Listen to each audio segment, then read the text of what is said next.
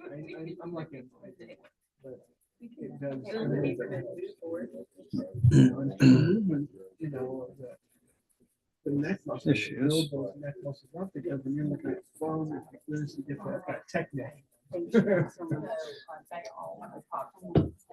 Well, now they're finding on adolescents that they're getting bone spurs in their cervical collar where never considered the sections of the backbone because they're hunched over like that and it's stretching and causing spurs. Yeah, it's still And really young, the court still says where none. it never had occurred before Have you already- because we're doing things differently. Well, he had some, well, so the ones that came in the packet, the rate that they wanted. There was nothing in the packet. Oh, so these are the ones that, Everything's in there. these are in the slideshow. Well, they're representatives. Gotcha. Okay. Yeah. Hi, Belinda. I'm okay. Commission should have copies of those. Tanisha gave me those before she left. It said they were last minute ones. They're not. No, these are the ones he has there. No, they were ones that came in after the After the packet went out. Yes, So the commissioners, do they have a? yes, Okay. they all have a copy, but they're in the packet now.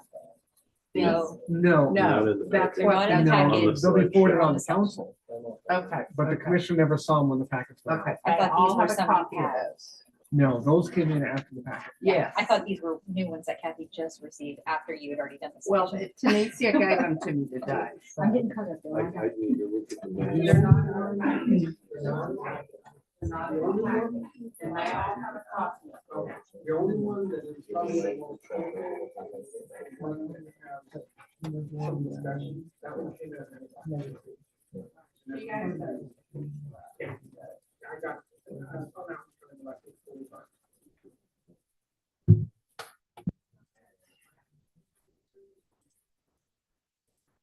Derek's got one.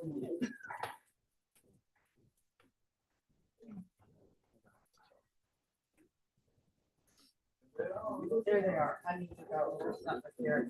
Good evening. Hey, how are you? Derek, giving that look like he's in trouble.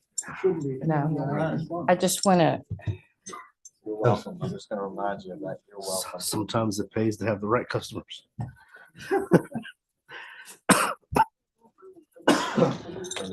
so Tanisha went home sick, and if she'd been here, I would have had her return.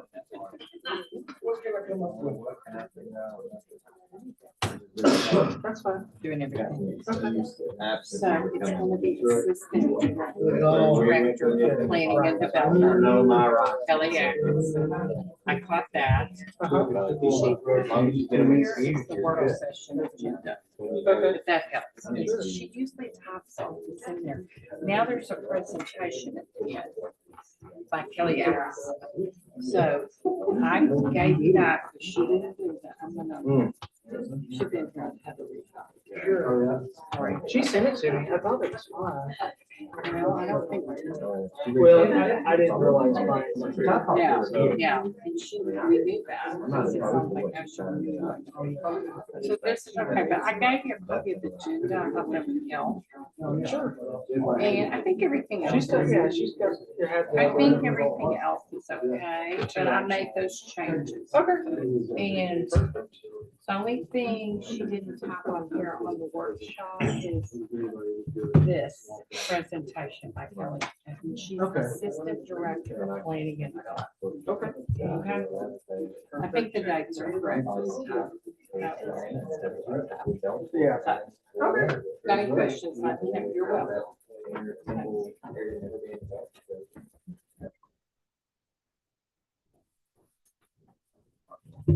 All right, we'll call to order the workshop for the February 5th P and Z 2024 P and Z work session at 5:17. At this time, we'll open up the floor for public comments. I need a pen. Seeing none online. Being none in person, we'll go ahead and close the public comment section and we'll turn the meeting over to Assistant Planning Director, Ms. Kelly Atkinson.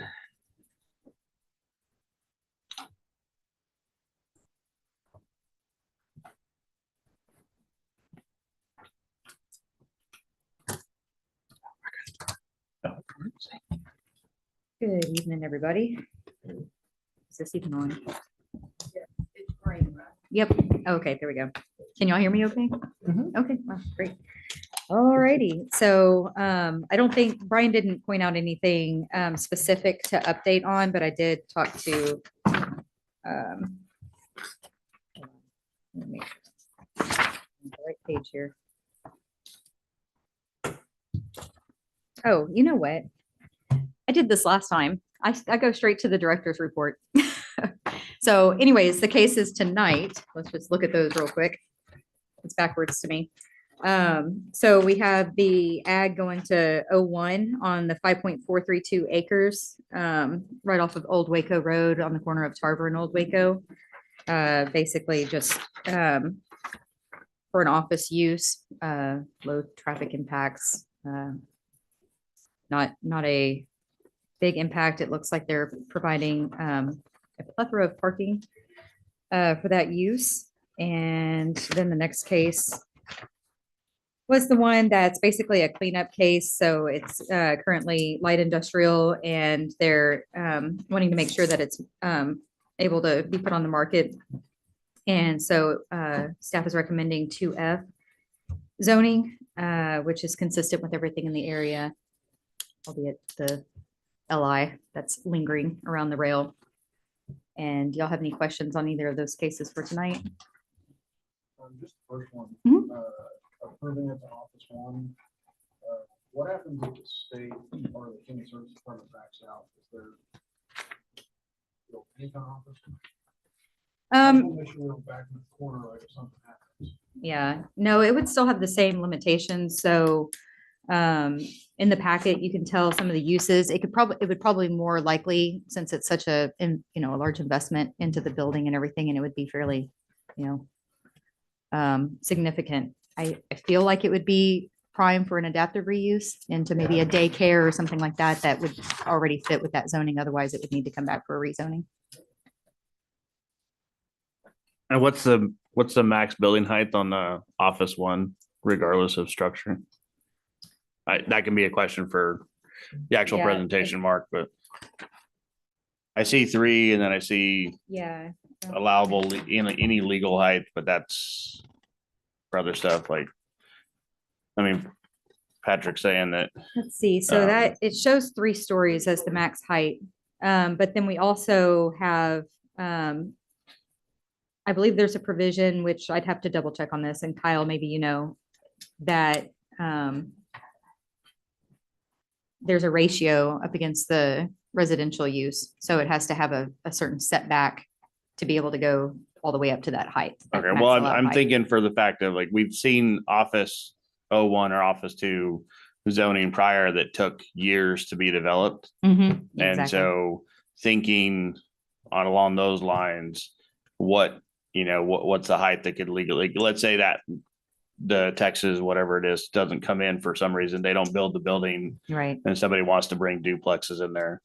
What's the allowable legal heights for duplexes if that were to change as far as what they're gonna put on the actual property that's allotted for 01? Yeah, so the duplexes, let's see, I don't know if that's in this chart or not.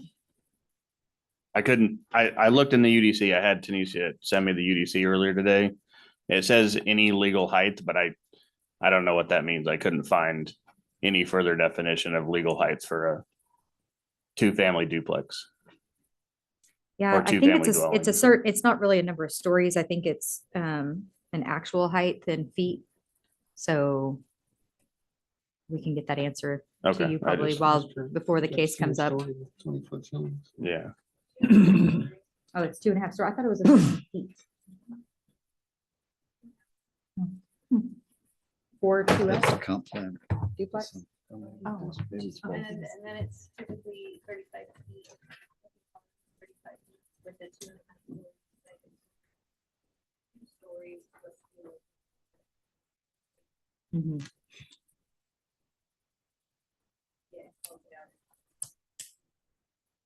And since you have that open, what's the setback for if it was the duplex? Well, it says 2-family. If you look at the UDC, it says two-family dwelling, office one, max height. It says ALH, Mhm. and that just says any legal height not prohibited by other laws. So I'm just, worst case scenario, Right. the Texas, whoever it is, doesn't come in. Somebody wants to come in and put two-family dwelling, whatever that, I'm assuming that's duplex in my eyes or my dumb brain, but What's the rear yard though? That's where the residential is on the rear.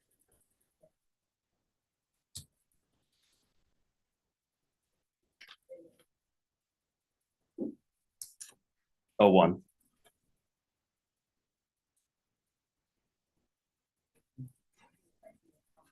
Okay, so max building height is 25 feet. No, the setback, the rear setback is Setback, 25 okay. feet. So it'd have to be 25 feet away from the backyards of the residential, Oh, right? disclaimer. Front yard is 25 feet, rear yard is 10 I feet. thought that seemed really large. Yeah, and side yard is 10% of the lot with 5 feet minimum. So 2.5 stories, 10-foot setback. Okay. If it were to be developed as duplexes one day. When I dug into it, or the others, there's 3 stories for single family attached. There's 3 stories for single family detached. You get to two-family dwelling, whatever that actually considered. It gets into no designated height restriction. So I get an office is going to have its restrictions, but in the event, Right. so I'm sure it's all probably based off of density and acreage, I'd imagine. It too, is, yeah, there's I'm some not- density requirements there too. Let me see, I think it's on his slideshow and not in the packet. But okay. I mean, hopefully the Texas human, whatever they are, is coming in, but Health and Human Services. this is a thing that we ran into it before. And so it'd be nice to know, like, so we were rezoning at 01 and we're not getting a plan development with it. I think some of us would sometimes prefer over, for a lot of stuff. That way they're kind of adhered to the PD going through for that zoning. But when we just blanket, carpet rezone something, we leave it open to a lot of interpretation based off of the landowner and what they want to do or what the developer wants to do. Those are the things that I get concerned about the more we ran into old rezonings that we've had to readdress later on down the road. So Understood. anyways, Yeah, and both honestly would fit in with the future development plan, what we show there. It is one of our more major thoroughfares. So that higher density mixed use development.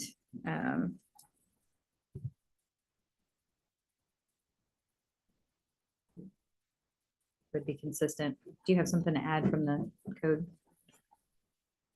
Yeah, so when it says any legal height, there's a couple of different things. There's the setback requirement and like she was talking about, the more you set back, the more you can go up. Right.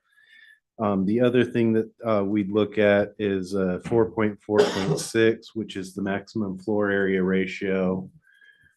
So if you have a 1-story, you can cover 60% of the lot. If you have a 2-story, well, now you've got to go to 30% of the lot, I think it is, because the ratio for office one is 0.6 to 1. okay, all right. Yeah. That's good to know. Yeah, that's not in there. So that'd be good to know. Again, not being a PD, having details like that would help us, me at least. Hey, we're going to rezone this in what's going to be a major thoroughfare for the city of Temple at some point Mhm. in the near future. So thank you. Yeah, that's a very good point. Make me do math, Kyle. There. Better him than me. I'm gonna make a note of that on these base zonings. I think when we have other uses, if we give a little bit more information up front out of the code in our reports, that'd probably be helpful for you guys. Important information. Any other questions on either of those cases? I have more of a just a housekeeping kind of question. I think after last meeting, I think we need to do a better job of everyone is given like 3 minutes in order to speak. And I feel like people up here talking for 10, 15 minutes without interruption. I mean, it just in the, in the interest of everyone's time, I think we need to address that and how can we mitigate that? Some people are in the back talking, trying to, they need to come up and talk. And I just feel like after the last meeting, it was pretty, I don't know, it was, didn't look sharp on our end, just display of everything. What can we do to mitigate that? Should we start a timer whenever someone starts? I mean, what would that look like? And, how does council deal with that? How do we try to just, there's going to be more meetings like that whenever Right. there's a lot of people that want to talk. Exactly. And it's their right to do so, but I don't think there's any reason for someone to come up to the podium 3 times and talk 10 minutes each time.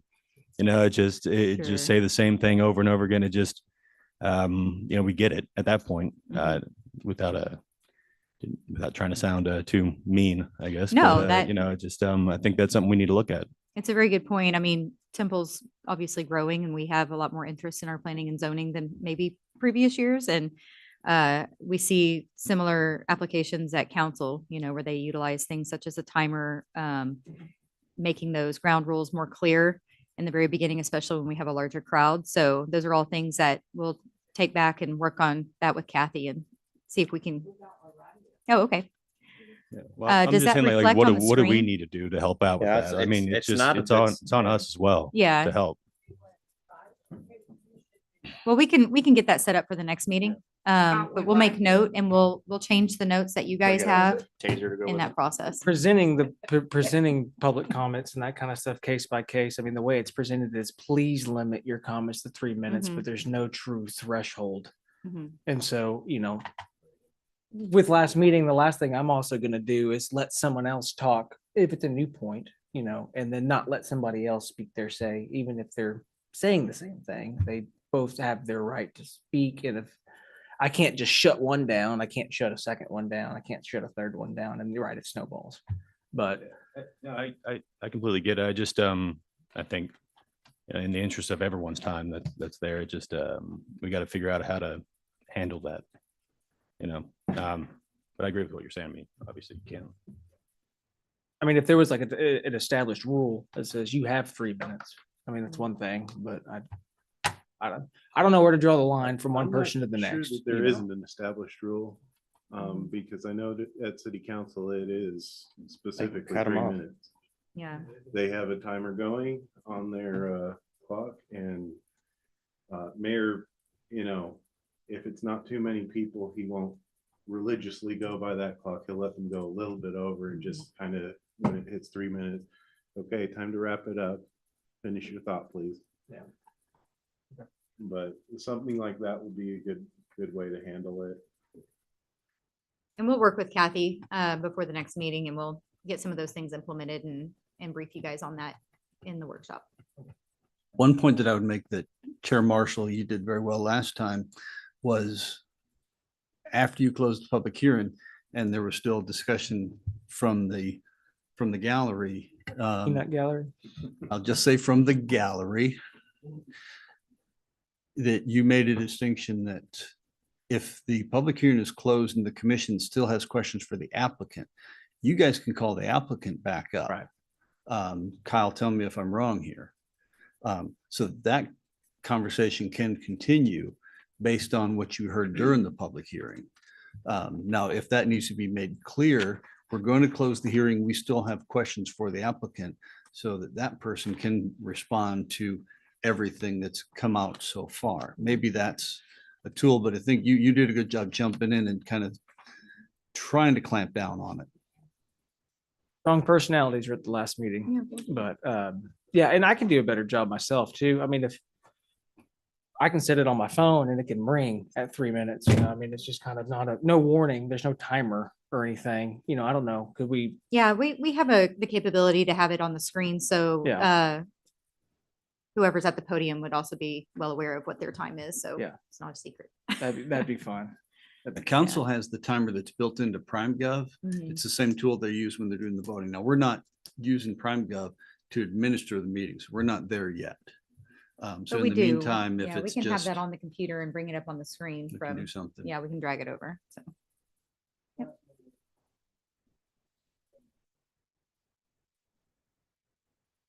Like I said, where do I draw the line with one person versus another, even if they're making the same point? It's just. Yeah, it's just hard to not let someone else have their turn, Exactly. so. Yep. We want to be fair and concise and consistent, so we will work on our end to make sure that we help you guys be able to do that. Awesome. Alrighty. Are you gonna give a presentation on where to go? I think we have the director's report next, and then we have a guest, Belinda Garcia from Housing and Community Development. Yes, that's correct. Okay. Does he need to read, do you read in the director's report or no? Not a big deal. Okay. So no big updates on any of the cases that Brian had shared with me, but I did speak with Mark earlier and he updated on just the annexation cases that he has. There's 2 that are working their way through right now. That is a 24-1 and 24-2. So he's been working with Kyle. Basically, the one 24-1 is on a longer timeline. It is bringing in some right of way as well, so it has a different time frame than the other one, which is 24-2, and that's only tracts of land. So it has a shorter notification period. So no timeline really yet. We're thinking, Mark thinks about May. We should start seeing some movement on those. And if there's no other questions on any of the other cases on the director's report, then we can invite Belinda. I have one Oh, question. Yes. One more. I'm sorry. Sure. Just for future reference, when the rezoning or whatever comes in for these potential annexations that are coming out west, can we get an update on if and when 317 is going to be widened or lanes increased along with the outer loop when we're doing this kind of stuff? So 317 project updates. If there are any Yeah, we can do that. any project updates when it comes to the roadways, Yeah, we could. especially when it comes to annexation, making So sure that we there- got the thoroughfares. There may be an opportunity. I would probably push to say July timeframe, June or July. They're going through the scoring process at the Clean Temple MPO right now. So projects have been submitted. I don't, if memory serves, TxDOT did not submit for that part of 317. They did submit for a bunch of other ones in the area. We just closed the subjective scoring, turned those in, all the TAC members, myself being one. Those went in last week. So the next thing is combine the subjective and objective scoring, all the modeling and safety rates, come up with a ranking, and then take that to policy board, come up with a funding scenario and see which projects are going to be funded which fiscal year and which ones go on to the unfunded list. In other words, you didn't make the cut. That process should have played out and been completed by this summer. So I'd say that's probably a good time because a lot of the question is not that whether or not it's needed, it's how soon is it going to get here? I think we'll have a better idea, the ones that got funded and which ones didn't, sometime later this summer. So I'll make a note of that. But by all means, remind us. Yeah, I see some of those annexations over by 317. That's why I'm asking that question. So There's a lot of stuff coming. There's more money this year than it had in years past, just with some of the federal spending bills. So there's probably a lot of opportunity on the table. I'll say that. thank you.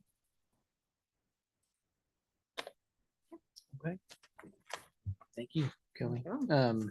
And then now, before we switch over to the regular meeting, we're going to hear on the Neighborhood Leadership Academy presentation from the Housing and Community Development. Hello, Belinda Garcia. I'm the Neighborhood Navigator for the City of Temple Housing and Community Development Department. And I appreciate you all allowing me the opportunity to speak for a couple minutes about our Neighborhood Leadership Academy. It's the second year that we're offering this program. It is this Saturday, the 10th, from 8 a.m. to 5 p.m. at the Sammons Community Center. It's a free event for the citizens anyone who would like to come out and collaborate and learn from our city leadership from many departments within the city. And so we encourage you all to sign up if you haven't, and if you'd like to attend and help spread the word. It's a great day of learning and a lot of fun. And we're excited to be able to offer it again. Thank you. All right, at this time, ask for volunteers for the invocation. All right, thank you, Clint. Commissioner Weaver, and then the pledge. I'll do. All right, and now we will hear from Mrs. Gover regarding affidavits. For the record, no affidavit. Staying at the evening meeting. Is that correct? All right. And if there's no further business, we'll close the workshop at 5:39. I need a break before we roll into the regular meeting. All right. Now I'll call to order the February 5th, 2024 Planning and Zoning Commission regular meeting at 5:39.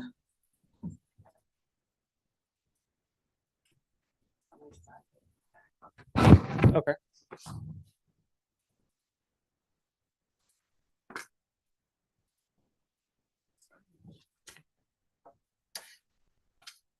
We're ready for the roll call? Oh, yes. Sorry, I That's thought you were fine. going back there. Yes, if you wouldn't mind calling the roll. Okay. Good evening and welcome to the February 5th, 2024 Planning and Zoning Open Session Meeting. Commissioners, please state present if in attendance this evening. Commissioner Morales. Present. Commissioner Walker. Present. Commissioner Jurasic. Present. Commissioner Krause. Present. Commissioner Weaver. Present. Commissioner Jeans. Present. Commissioner Carney. Vice Chair McBride. Present. Chair Marshall. Present. For the record, a quorum is present with 9 commissioners attending in person. Thank you. Thank you, Ms. Gover. And now Commissioner Weaver would lead us in the invocation, followed by Commissioner Krause in the pledge. Please rise. Lord, thank you for this opportunity to come together. I pray that you'll be with the city of Temple. I pray that you'll be with the leadership. Go before us, and all that we do, we're going to give you praise and glory. In Jesus' name we pray. Amen. I pledge allegiance to the flag of the United States of America and to the republic for which it stands, one nation, under God, indivisible, with liberty and justice for all. Now we will confirm the meeting agenda items. Commissioners, are there any questions or comments regarding the meeting agenda? Seeing none, we'll approve those by general consent. And at this time, we will open up the public comment section. If there are public comments, we will limit your comments to 3 minutes. Please state your name and address, or name and city of residence for the record. Seeing none online. Being done in person, we'll close the public comment section and we'll move on to the consent items. On the consent agenda is the approval of the minutes from the Planning and Zoning Work Session and regular meeting of January 16th, 2024. Commissioners, are there any questions or comments about the minutes? Seeing none, those minutes will be approved by general consent. And we will move to item number 5, which is FY-24-12-ZC. Hold a public hearing to discuss and recommend action on a rezoning request from agricultural to Office 1 dwelling on 5.432 acres situated in the Nancy Chance Survey, abstract number 24, addressed as 1010 and 1002 Old Waco Road. And this case will be presented by Principal Planner, Mr. Mark Baker. Thank you, Mr. Chairman, members of the commission. This item is scheduled for city council consideration on February 15th with the second reading on March 7th. So just a little bit of background on this property. That this is a rezoning of approximately 5.4 acres, and it is a straight zoning from agricultural to office one. It's being proposed for a 32,800 square foot office building, which will be used by the Texas Department of Health and Human Services for their administrative offices. This is expected to be a 8 to 5 Monday through Friday operation and would not have any weekend or evening anticipated activities. As before the property can be developed, a subdivision plat will be required. And this was before the city's development review committee back on January 22nd, and no issues were identified with that review. And again, the property is located at the corner of Tarver Drive and Old Waco Road. So as a straight zoning, which we kind of discussed a little bit during the workshop, this is the conceptual site plan. This is not a binding site plan because this is straight zoning, but it's a single story office building. There are two primary accesses to the property, one on Tarver Drive and the other at Old Waco Road. The site plan does accommodate for 149 parking spaces. This includes ADA compliant spaces, and based from what staff understands, this is kind of a template design for state offices, and it is overparked. But this was a design that is part of their design that they've used in other communities. Parking and landscaping are required as well as with the buffering and screening, since the property is bordering residential zoning and uses. The compliance to that would be confirmed through the review of building permits. And so just some photographs of the site itself, the intersection between Tarver and Old Waco Road, frontage along Old Waco Road, as well as Tarver Drive. I do want to point out the existing landscaping, particularly on a later slide that I have, landscaping that is on the subject property that could be counted toward the buffering and screening requirement. And I'll point that out here momentarily. So to the north, single-family residential uses. This is part of the Freedom Village subdivision. And again, in the image, you can see a Freedom Village Park. To the south is existing agricultural residential uses that are on acreage. This sidewalk is fronting along Old Waco Road. And again, the image to the left, this is to the west. You can note the existing landscaping. This is on the subject property and could be counted toward buffering and screening requirements. We have reached out during early discussions and would certainly encourage the existing landscaping as much as possible to be retained. And again, to the east is Old Waco Road and existing single-family uses that are on acreage. So in terms of the zoning, this is proposed for straight office one, provides for a non-residential service along this section of Old Waco. Office one is appropriate for administrative offices. This is a low impact use of hours of operation as well as a low traffic generator. Future development plan shows this as corridor mixed use, which does provide for both a mix of commercial and residential uses. Certainly non-residential zoning that is more intensive than the office could be provided within this corridor and certainly could be supported, such as neighborhood service or potentially even general retail. But certainly the office one is supported by this category. So in terms of the utility plan, both water and sewer are available to the property. And again, these utility connections will be evaluated more detailed in the subdivision plat review. In terms of the thoroughfare plan and trails, Old Waco Road is a major arterial. There's a 6-foot minimum sidewalk on both sides. The sidewalk also is in place, but is fronting the property. That was put in during the expansion of Old Waco Road. Tarver Drive is a community collector with a 6-foot minimum sidewalk on one side. That is also in place, which also is in compliant with the Trails Master Plan with the sidewalk, the upsizing of that. So just a general listing of the Office One uses. I've highlighted the green since we know this is being targeted for office uses. We did talk briefly during the workshop that there's a number of other uses that potentially could be developed on this property if the state offices were to be vacated. I do not have those in this presentation, but for the Office One, a maximum of 3 stories. Certainly, as we talked about during the workshop, other uses that may fall into that fall under the any legal height as required or not restricted by other ordinance. There's building code. There's also provisions in the zoning code that talk about maximum building floor area that would be evaluated during any type of adaptive reuse for that property without having to change the zoning. So 29 notices were sent out to property owners within 200 feet. 1 notice was returned in agreement, which is the property owner across from Old Waco, and 3 notices were returned in disagreement. Those are shown by the Ds. Those all came in after the packets went out and were provided to you before the meeting. So in terms of the criteria that staff uses to review, all were in compliance. And staff is recommending approval of the rezoning from agricultural to Office One. And that concludes my presentation. I'm available should you have any questions. Welcome.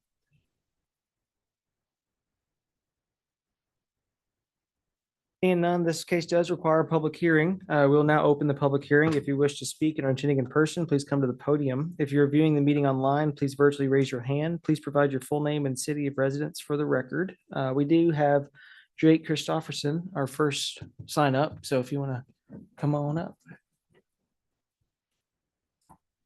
Thank you. My name is Jake Christopherson. I'm with CNN Real, and we are applying for the change in zoning on behalf of the current owners of the property.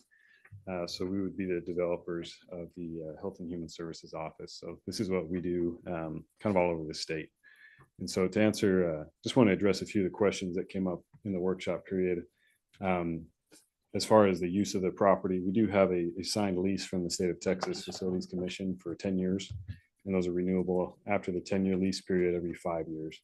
So barring, I mean, this is a domino that needs to fall for the development to happen, but we do have the signed lease. So that would be, a non-issue for us as far as we're concerned, as far as the use of the property. We do exclusively this type of development, so we would not be interested in trying to do anything else with the property. So, and then as far as the height of the building, generally we don't exceed 20 feet. It's a single story office building, very low impact. And I know there's some concerns in one of the comments, but it won't be any higher than probably 20 feet, the building.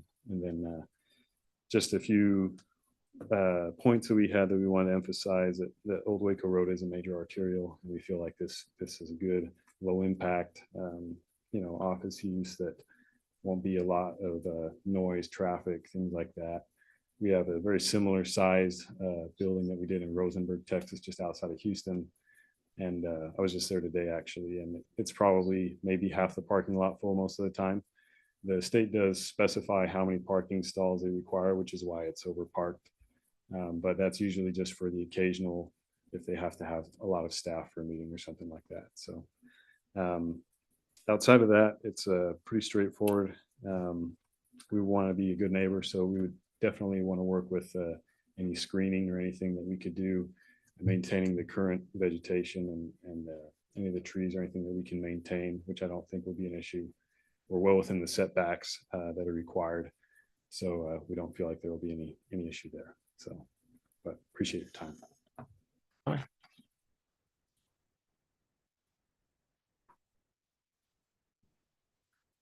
Anybody online? Nobody online.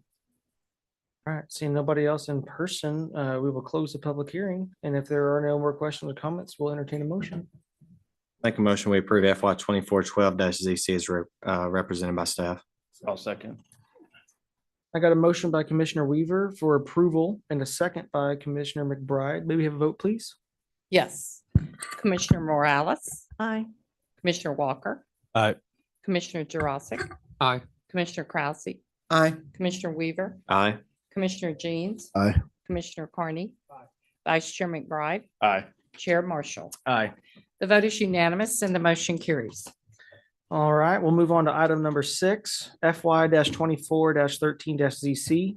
Hold a public hearing to discuss and recommend action on a rezoning request from light industrial to two-family dwelling on 0.1860 acres in the city of Temple, addressed as 1204 West Avenue F. And this case will be presented by Transportation Planner Jason Deckman. All right, good evening, Chair and Commissioners. As you stated, this is on West Avenue F. We'll show you a map in a minute. And if you had memorized the schedule from Mark's slide, this one should look very familiar to you. It's on the same schedule to get to City Council. So it's an existing home on a small lot next to the railroad tracks, just off of 25th Street. Now, I don't know what the code was when the house was built, but it was built a good 100 years ago. And the current zoning is light industrial. And if you look at the history of Temple, all up and down where the railroad tracks are, there's a lot of light industrial zoning, and there's a lot of homes in that industrial zoning. And it's not a problem until they're trying to put it on the market, or if they're looking at insurance, could this be rebuilt in the case of a disaster? No, you would not be able to put that home in the current zoning if it was to be built today. So the World Class Management and Central Texas Castles are the applicants. They had submitted and said, look, we want to protect that, make it marketable. Staff looked at the surrounding zoning. Two-family matches a lot of what's around there. There's some homes that are in the general retail. But 2F matches, 2F protects that house, it could remain. And then last, it's located in Temple ISD. So you got the aerial on the upper right corner showing you the proximity to the railroad tracks. You got some site photos. So it's a residential street. There's single family homes across the street. You can see the Santa Fe Hospital off the corner of 25th Street, just kind of catty corner from the home in question. There's existing utilities that already serve the property. Again, this is a rezoning to protect the house. This is not a redevelopment. And it matches the future land use of it being urban residential. It's going to remain urban residential. In comparison of uses, what is currently allowed by right in the light industrial, it's a laundry list of things that really wouldn't be appropriate in a residential neighborhood. So bringing it down to two-family, other than some daycare and shelter uses, this would limit it to strictly residential, single family, or the duplex use, is what's going to fit here. So we did send out notices. The newspaper printed the ad on January 23rd. Of the 14 notices we mailed, we've received 0 back, either in agreement or disagreement. And just to come back to the surrounding zoning, you see the general retail and the 2F just across the street. So this would be compliance and match the neighborhood character. So overall, it is compliant or does not conflict with any of our plans. And staff recommends approval of the requested rezoning from light industrial to two-family zoning. This concludes my presentation. I'll stand by if you have any questions.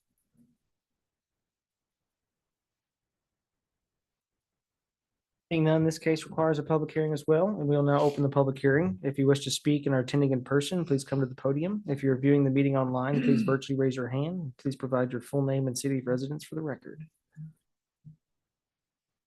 Seeing none online. None in person, we'll close the public hearing and I will entertain a motion. Make a motion to approve item FY 24 13 ZC. Second. I have a motion for approval by Commissioner Carney and a second by Commissioner Morales. May we have a vote, please? Yes. Commissioner Morales. Aye. Commissioner Walker. Aye. Commissioner Jurassic. Aye. Commissioner Krause. Aye. Commissioner Weaver. Aye. Commissioner Jeans. Aye. Commissioner Carney. Aye. Vice Chair McBride. Aye. Chair Marshall. Aye. The vote is unanimous and the motion carries. Having no further business, we'll close at 5:57. Thank you, everybody.